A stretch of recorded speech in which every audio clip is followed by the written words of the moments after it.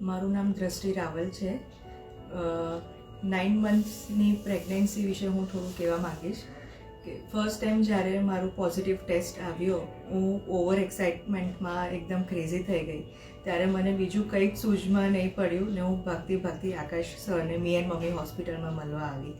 First time જ્યારે એમને મને કીધું કે યસ ઇટ ઇઝ પોઝિટિવ, તો અમે બહુ જ એક્સાઇટમેન્ટમાં આવીને અમે એમની પાસે બધી ટ્રીટમેન્ટ્સ ચાલુ કરી.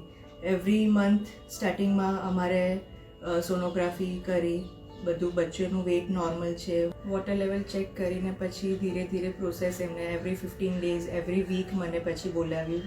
9 મંથ્સ કમ્પ્લીટ થયાના જ્યારે મને થોડું કોન્ટ્રેક્શન પેઇન આવવા લાગ્યું તો હું એમને મળવા આવી. અને આખી રાત મને રૂમમાં ઓબ્ઝર્વેશનમાં રાખી કે કેટલો પેઇન આવે છે, શું છે.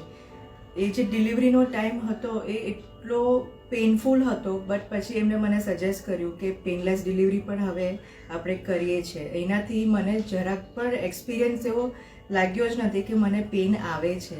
એટલી નેચરલી મારી ડિલિવરી થઈ ગઈ. હું હેપીલી લેબર રૂમમાંથી બહાર આવી અને હેલ્ધી બેબી મને એમને હાથમાં આપ્યું અને વી આર વેરી હેપી કે અમે મી એન્ડ મમ્મીની હોસ્પિટલના ભાગીદાર છીએ.